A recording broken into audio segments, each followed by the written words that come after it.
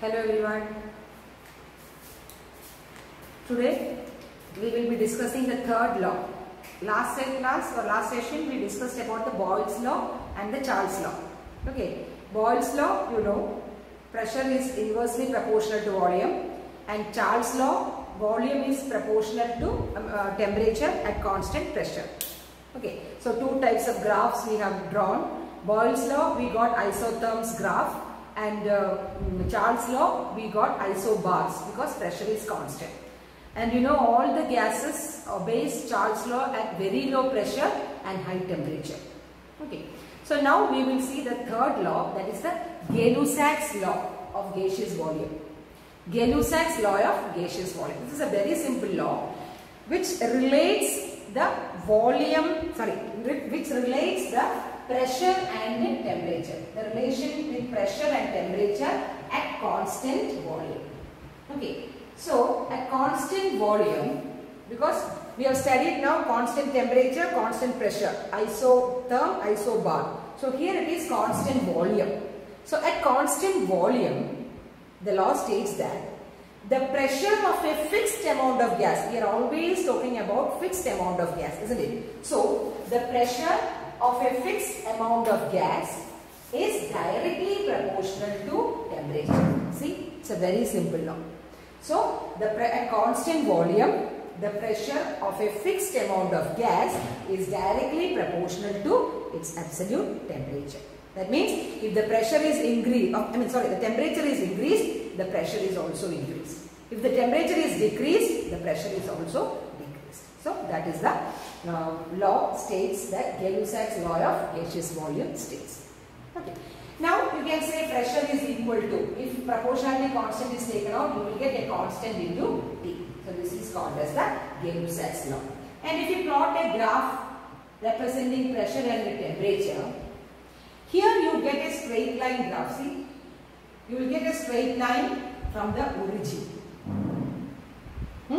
And this straight line, for example, this is volume V1, V2 and V3. At constant volume V1 you will get a straight line. At constant volume V2 you will get again a straight line starting from the origin. And if again it is V3, a constant volume, it starts from the origin a straight line. So all these straight lines are called as isochord. So constant volume, the line is called as isochord. Constant pressure, the line is called as isobar. And constant temperature, you call it as isotherm.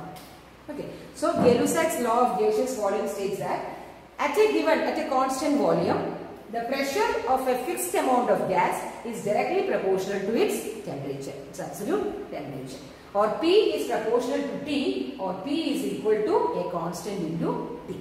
Now if you draw a graph, you will get isochord.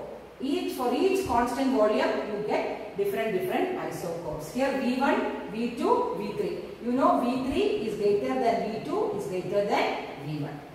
Okay. So this is about Gay-Lussac's law of gaseous volume. So as the temperature is increased, the pressure is also increased. As the temperature is decreased, the pressure is also decreased. Correct? Now we will see the fourth law, that is very important law, that is the Avogadro law. What is it? Avogadro law. So this is easy, right? Now we will pass on to the Avogadro law. You know Avogadro, right? You have come across with Avogadro number, isn't it? Okay, so you are familiar with Avogadro, Avogadro. Okay. Now the Avogadro law states that, or it is a law which connects the volume and the number of molecules. Okay, it is connecting with the volume and the number of molecules. That is Avogadro law. Okay, so what is Avogadro law? See, Avogadro law means this Amedeo Avogadro tries to connect this Dalton's law of atomic theory and this Gay-Lussac's law of gaseous volume. He tries to put together these two laws combined, and he says that, or the Avogadro law states that if equal volumes of all gases, listen, if equal volumes of all gases under same conditions of temperature and pressure. Which means what? If the temperature and pressure is kept constant, then each volume of all gases under constant temperature and pressure contains equal number of molecules. See, that is Avogadro law states. So Avogadro law states that equal volumes of all gases under constant temperature and pressure will have equal number of molecules. Correct. Which means that under constant temperature and pressure, what happens? The volume depends upon only on the number of molecules. So we can say mathematically, we can write at constant temperature and pressure. For this, we are taking at constant temperature and pressure. What happens? Equal volume, this is a volume number of molecule relation. Volume number of molecule relation. So equal volume of gases under same column or constant temperature and pressure contains same number of molecules. That means V is proportional to small n. Correct. Small n. What is small n? You can say number of moles, isn't it? So the volume is directly proportional to the number of moles at constant temperature and pressure. So Avogadro's law states that, what it states, equal volumes of all gases under the same conditions of temperature and pressure. So if the temperature and pressure is constant, the gases will contain equal number of molecules. And you know what is that equal number of molecules? If I say volume is proportional to number of moles. Number of molecules, you can say number of moles. You know 1 mole of any gas contains how many molecules? How many molecules? Constant, right? 6.022 into 10 to the power 6.022 into 10 to the power 23, isn't it? So that is called as what? Avogadro number. So 6.022 into 10 raised to 23 molecules it contains, right? So that is called as Avogadro constant. So V is equal to a constant K into the number of moles. So this is Avogadro law. Correct? Avogadro law. Simple. So equal number of all gases under constant temperature and pressure contains equal number of molecules. And what is the equal number of molecule? It contains 6.022 into 10 raised to 23 molecules. That is 1 mole. So the volume is directly proportional to the number of moles. Okay. Now if you say at constant temperature and pressure, what does that mean? If I say equal number of gases under STP, if I say, instead of I am telling constant temperature and pressure, if I say STP, equal volumes of all gases at STP. Now what is this STP, NTP and all? STP is standard temperature and pressure. That is what we say at constant temperature and pressure. Now if you take it as standard, there is a standard value for that. And what is it? Standard value for temperature is 0 degrees Celsius, you know. Standard value, isn't it? Freezing point. That is equal to 273.15 Kelvin. Correct. Yesterday, last class we have studied temperature, the absolute scale, the thermodynamic scale, the new scale. That is capital T, absolute temperature is equal to 273 plus small t. Isn't it? So that is 273 plus 15 is capital T0. Isn't it? So T is equal to 0. So this is standard temperature. Either standard temperature means 0 degrees Celsius, or if you convert it to Kelvin, 273.15 Kelvin. Correct. Now what is standard pressure? Actually standard pressure is 1 bar. You can say 1 atmosphere also. Earlier we were using 1 atmosphere or 760 mm mercury and all. Nowadays the general standardization is what? You are using 1 bar. Okay, or Pascal or 10 raised to 5 Pascal. See, there are so many units of pressure, right? Torr, Pascal, atmos, mm mercury, etc. So the standard conditions was pressure is either in a bar or 1 bar or 10 raised to 5 Pascal. Okay, 1 bar is equal to 10 raised to 5 Pascal. So this is standard temperature and pressure. NTP means normal temperature and pressure. That is different. So this is standard temperature and pressure. So equal volumes of gases at STP contains what? Equal number of molecules. Okay. Now you know 1 molar volume is what? 1 molar volume of gases is equal to how many liters you know? You are studied in mole. 1 molar volume is equal to 22.4 liters, isn't it? 22.4 liters. So we can also state like that also. 1 molar volume of any gas contains 22.4 liter. Okay. So this is about the standard temperature and pressure. So what is Avogadro's law? Avogadro's law states that equal volumes of all gases at constant temperature and pressure will have equal number of molecules, which means equal number of moles. V is proportional to small n. Correct. Now what is actually this n? How you find number of moles? What is the formula for finding number of moles? N is equal to M by capital M. That is mass by molar mass. Isn't it? Mass by molar mass. Correct. Now if I want to substitute this, see, N is equal to M by capital M. So V is equal to a constant into M by capital M. See, M by capital M. Now if I take this M here, that is cross multiplication, M is equal to K into small m by volume. See, am I right? Just rearranging, that's all. Simple maths. Okay. So M by V. And now you know what is M by V? Mass by volume. What is mass by volume? Density. So I can write molar mass is equal to a constant into density, which means that the density of a gas is directly proportional to, because it is a constant. So you can say from this equation, density of a gas is directly proportional to what? Molar mass of the gas, isn't it? So by this Avogadro law, we can state that the density is directly proportional to the molar mass. Boyle's law also we have stated like this, correct? So it is like this. You give the n as value of n as mass by molar mass. You substitute in this equation, you will get M by V is equal to density. So M is equal to a constant into density, which means that the density is directly proportional to what? The molar mass. So this is again a simple law which is called as Avogadro law. Okay, so these are the 4 laws which we study. Correct? What is, first one is Boyle's law, second is Charles' law, third is Gay-Lussac's law, and fourth is Avogadro law. So now we will talk about an ideal gas. What is an ideal gas? Or which gas you call it as an ideal? Or is ideal gas is there or not? Or whether it is hypothetical, it is not true or not? Or when will a real gas be ideal in nature?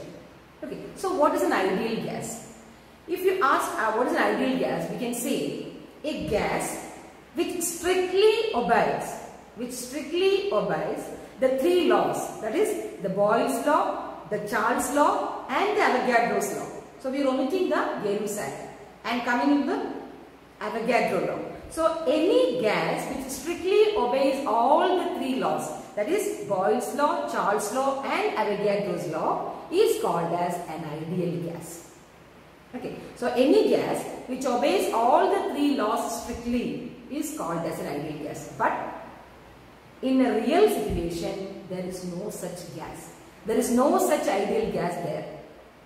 That is, an ideal gas we can say is as a hypothetical. Okay, now how we say it's hypothetical? We imagine that a gas is said to be ideal on the hypothesis that, or on the assumption that, there is no intermolecular force of attraction between the gas molecules. That is the funda. That is, if you want to tell a gas to be ideal, then we have to be on the assumption that there is no intermolecular force of attraction between the molecules. Then we can say that such gas obeys all the 3 laws and called as an ideal gas. But actually speaking, it is not like so. But you can make a real gas into an ideal gas by applying some conditions like temperature increasing or pressure decreasing or whatever be that. So under such conditions or some special conditions, we can, the ideal gas, the real gas can behave like ideal gas. Okay. Whatever gases we have seen in our atmosphere or we are studying with, they are all real gases. They are not ideal gases. But we can make this real gas into an ideal gas by applying certain conditions. That's all. Now we will see the three laws and make a ideal gas equation. Now connecting all these three laws, we will have a basic equation which is called as ideal gas equation. So we will derive the ideal gas equation. Okay. So next we will move on to the ideal gas equation. What is the ideal gas? Ideal gas which obeys all the three laws. So now we will come to ideal gas equation. Okay, ideal gas equation. Now, what are the three laws we are considering in this? We are considering one is Boyle's law, isn't it? A gas which obeys Boyle's law, then Charles' law, isn't it? Charles' law and Avogadro's law. Correct? Avogadro's law. So, what is Boyle's law? Boyle's law is, you know, P is inversely proportional to V at constant temperature. Correct? Now, we will say at constant temperature and what is N? What is N? N is fixed number of gas, isn't it? So, the N is fixed. Correct? N is fixed. So, I can write at constant temperature and number of molecules. Then, I will write like this because I want the same equation. V is inversely proportional to V. This is also right.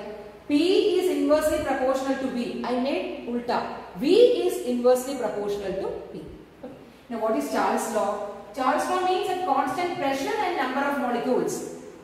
Charles' law states that at constant pressure for a fixed amount of gas, the volume is directly proportional to absolute temperature, isn't it? So I can say volume is directly proportional to temperature. Correct? Okay. Now Avogadro's law states that at constant temperature and pressure, so all these are constant, correct? At constant temperature and pressure, the volume of a gas is directly proportional to the number of moles, isn't it? So, this is equation number 1, this is equation number 2 and this is equation number 3. So, I wrote all the three laws, constants I wrote and then I wrote the equation. Now, what I will do? I will add all the three, 1 plus 2 plus 3.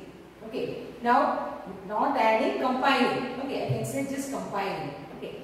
Not adding. Combining equation 1, 2 and 3, you will get V is proportional to NT by P. Am I right?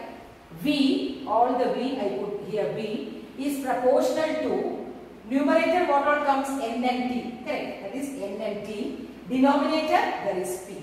Correct. Is it right? So this is the fourth equation.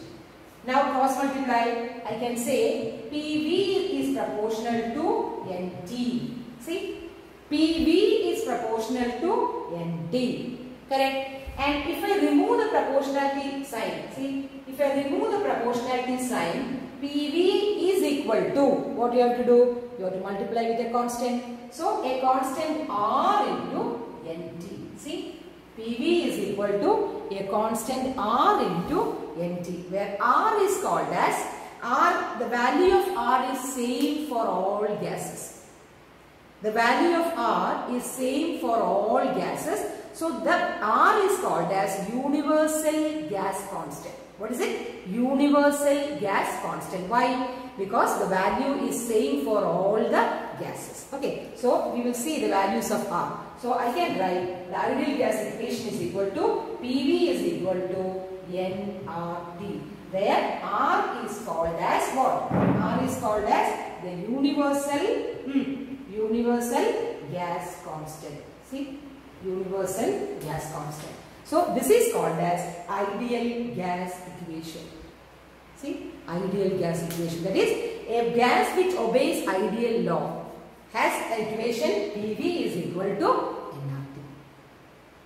So is it clear? So how will you derive? And sometimes questions can ask, derive the ideal gas equation PV is equal to nRT. Now what we will do? You have to combine the three laws, the Boyle's law, the Charles law and the Avogadro's law. Now by combining the three, you will get V is directly proportional to NT by P. Cross multiply, you will get PV is proportional to NT. Getting out of the proportionality constant, you get a constant. So PV is equal to R into NT. So ideal gas equation is PV is equal to nRT, where R is called as the universal gas constant. Why? The value of R is same for all gases. Correct. So this is the ideal gas equation. It's very simple, right? So today itself you have to derive and write all the laws. Hope you have written the Charles law and Boyle's law with graph. So today you have to write what the Gay-Lussac's law, the Avogadro law, and the derivation for the ideal gas equation. Correct? So this is about the ideal gas equation. Now we will see from this ideal gas. You know what? You know the expression for ideal gas, right? The expression for ideal gas is PV is equal to nRT. Isn't it? PV is equal to nRT. So from that you can say PV is equal to nRT, or I can say PV by RT is equal to N. Can I say like this? Just rearrange it. PV is equal to nRT, or PV by RT. Taking this RT into denominator, you will get N. Which means what? You can say, see, if at constant temperature, a constant pressure and temperature, see, at constant temperature and pressure, you know R is also a constant, correct? R is also a constant. Now at constant pressure and temperature, and R is also a constant, so P by RT is a constant, correct? Now what is the rest? V is equal to N, which means what? Gay-Lussac's law. That is, the volume of any gas is directly proportional to the number of molecules, correct? The number of moles. So from this equation also, the ideal gas equation also, we can say that what the volume of a gas is directly proportional to the number of molecules. Now, if we talk about the values of R, just you have to study that, because in numericals you have to apply the value of R in so many units. Okay, we will see 3 units. Mainly R comes in 3 units. Okay. Now R, you know, PV is equal to nRT. Now R is equal to what? PV by R. PV by NT. Correct. PV by NT. Correct. Now PV by NT. Now how you will calculate the value? We have to put the value of pressure, volume, number of moles is 1 mole and temperature is in Kelvin. Correct. Now it can be, don't derive it, just study the answer. 8.31 per mole per Kelvin. See, the pressure and volume, it can be bar, atmos, etc. Volume is liter, dm cube, etc. So by calculating this, you can get in kilojoule. In kilojoule per mole per Kelvin, the value is 8.314.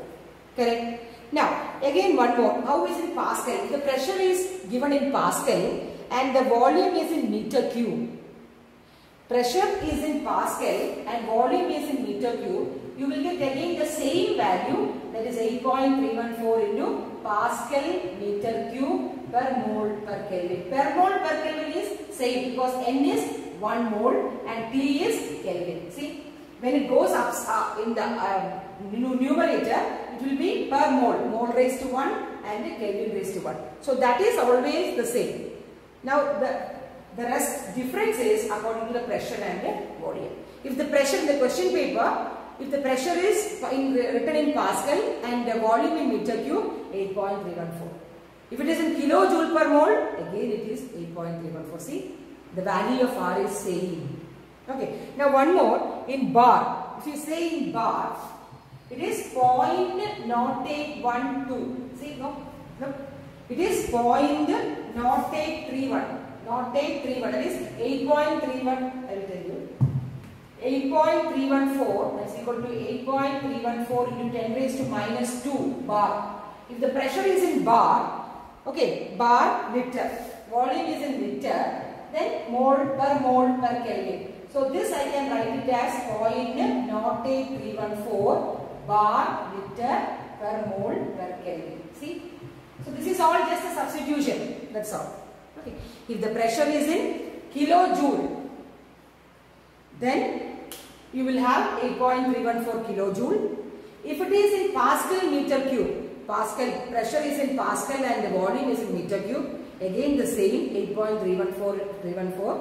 Then if it is bar liter, then it is 0.08314, or you can study like this, 8.314, same now. So into 10 raised to minus 2 bar liter per mole per minute. So just make a column and write this units of R, value as well as the unit.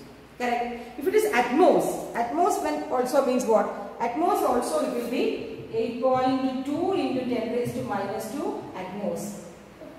Pressure is atmos and the volume is liter. If it is atmos liter, it is just a very slight change, but still it is same as bar liter. So 8.2, this is 8.3, 10 raised to minus 2, 10 raised to minus 2. So just make a table and write all the values with the units in this. Very simple. This is applicable for numericals, that's all. Now we can see from the ideal gas equation again one equation. Okay, just we can derive it. Okay, that is, you know, ideal gas equation, you can say PV is equal to nRT. This is our ideal gas equation, correct? Correct? Okay. Now we can say this equation is called as ideal gas equation, or again you can say it is called as equation of state. Ideal gas equation is also called as equation of state because it describes the state of the gas. Okay, so anyway, you can write ideal gas equation also. Now we will see if you know PV by RT is equal to N. Correct? PV by RT is equal to N. PV by RT is equal to N. Correct? Or you can write PV by T is equal to NR. Is it? Can I write like this? Just rearranging. PV by T is equal to N into R. Now if there are two gases, suppose P1 V1 by T1 is equal to N into R, because N is constant, R is constant. For 1 mole or fixed amount of gas. Fixed amount of gas means N is a constant. R is again a constant, which is universal gas constant. Correct? Now, if there is a second gas which is having pressure volume P2 V2 by T2 is again what? N into R, because N and R are constant. It can't be changed. So can I write, by these combining these two equations, can I write P1 V1 by T1 is equal to P2 V2 by T2. Can I write this? Yes. So this is called as combined gas law. What is it? Combined gas laws. Okay. So how will you derive this combined gas laws? You just take the ideal gas equation, that is PV is equal to nRT. It is called as ideal gas equation, or you can say it as equation of state, because it describes the state of a gas, whether it is ideal or real. Now, by rearranging this, you can have PV by T. This I will rub it. You can write PV by T. PV by T. Take this T from this and put it here in the denominator. You will get N into R. Correct? Now, for a gas having P1 volume, V1 volume and T1 temperature, these are 3 variables. Correct? If you know, in a gas equation, if you know 4 variables, you can find out the 5th one. Isn't it? There are 5. So, you can have that. So, P1 V1 by T1 is equal to NR, because N and R are constant. Again, P2 V2 by T2 is equal to again NR. So, in that scenario, you can combine these two as P1 V1 by T1 is equal to P2 V2 by T2, because NR and NR got cancelled. Same. RHS is same. So, you can equate the LHS. So, this is called as combined gas laws. Correct. So, this is called as combined gas law. So, this is very easy, right? That's why I told you, in whole of your this 11th book, this chapter is very, very easy.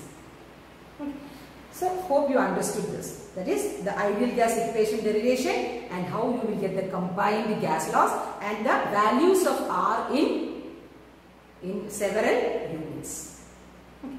Now, we will see the relation between density and molar mass of a substance. What is it? Density and molar mass of a substance. Now, how will you derive an equation which relates the density and the molar mass from this ideal gas equation. Okay, we know, we have already derived in Boyle's law and in Avogadro's law as density is directly proportional to molar mass. So from the ideal gas equation, now we will derive how the molar mass is directly proportional to density. So we will have density is directly, density capital D, small d, correct. Small d is directly proportional to the molar mass. The relation between density and the molar mass, correct. Now we will see, we know from the ideal equation PV is equal to nRT, correct, nRT. But here there is no m. So we want to take m. From where we will have m? We know that since n is equal to small m by capital M, isn't it? What is small n? Number of moles. Number of moles is equal to mass by molar mass. So substituting this n here, PV is equal to what is n? M by capital M, see, into RT.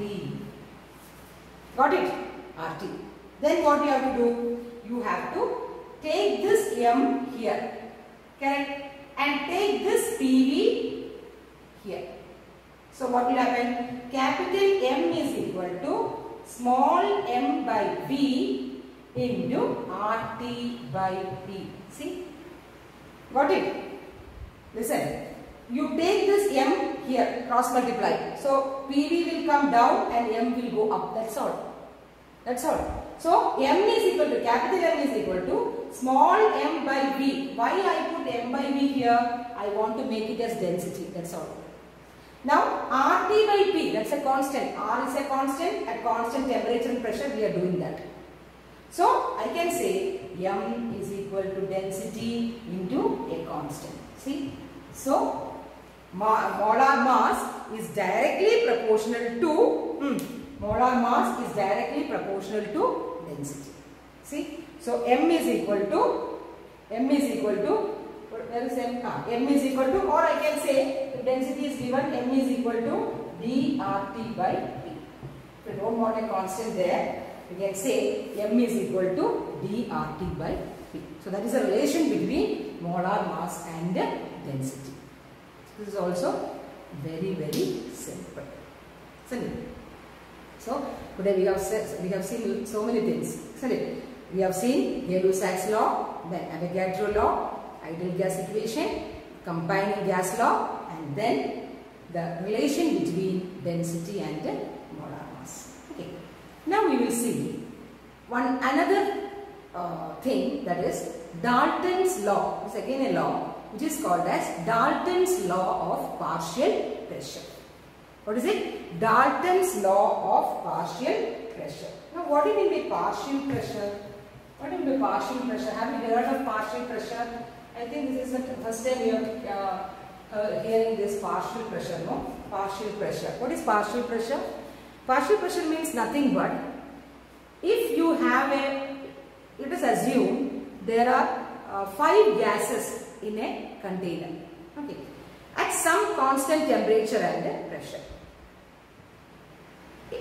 Not pressure, at some temperature and a constant volume is there. Correct. Okay. If I have a container of constant volume, okay, constant volume and a constant temperature, T and V is kept as a constant. If there are 5 gases, 1, 2, 3, 4 and 5. If there are 5 gases, and the peculiarity of that gases must be non-reactive, which means they cannot react with each other, then there is no point.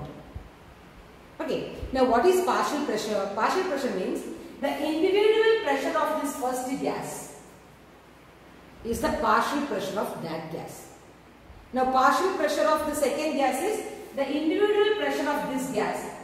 The pressure which is sitting on the sides of a container, you know, gases will hit at the sides of a container. So that pressure of the second gas is called as a partial pressure of the second gas. But the condition is it must be non-reactive. Or then if 5 non-reacting gases are taken in a container in which the volume is kept as a constant and temperature is kept as a constant. Now you know what is partial pressure.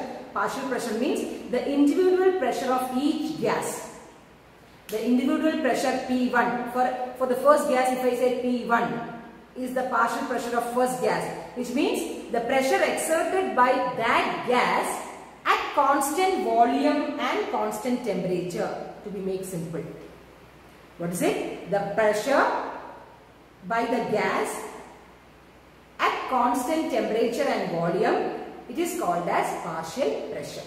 Now, if P1 is the partial pressure of the first gas, P2 is the partial pressure of the second gas, P3 is the partial pressure of the third gas, etc., etc., you can say the total pressure in this container of the gases is equal to the sum of the partial pressures of the individual gases. See, that is what Dalton's law of partial pressure says. Now, what is Dalton's law of partial pressure says? It states that the total pressure of all gases which are non-reactive in a container having constant volume and temperature, that is very important. It is having a constant volume. The V is kept as a constant in a particular container having a fixed volume and a fixed temperature.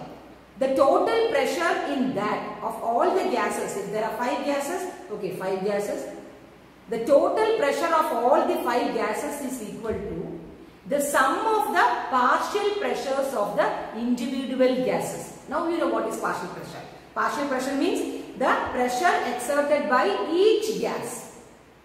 Correct? Each gas. So if there are 5, P1 plus P2 plus P3 plus P4, etc. Correct? So the total pressure P total is equal to, I can say PA, if you want to say A, PA plus PB plus PC, or P1 plus P2 plus PC. The condition is these gases which are mixed in a container must be non-reactive. It should not react with each other.